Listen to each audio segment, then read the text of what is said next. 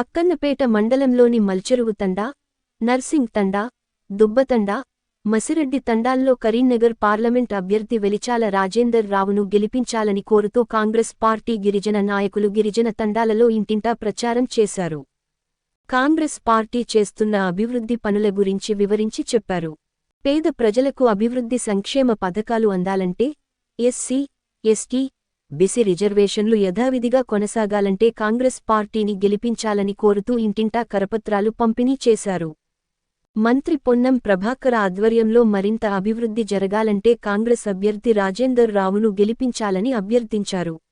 ఈ కార్యక్రమంలో Congress party senior నాయకులు శ్రీనివాస్, లౌడియా కైలు నాయక్, అక్కన్నపేట మండలం కాంగ్రెస్ పార్టీ ఉపాధ్యక్షులు గుగులోతు రాంబాబు నాయక్, మాలోత్ శ్రీనివాస్ నాయక్, చాపగాని తండా మహేందర్, భానోత్ రమేష్, బూక్యా దామోదర్ నాయక్ తదితరులు పాల్గొన్నారు.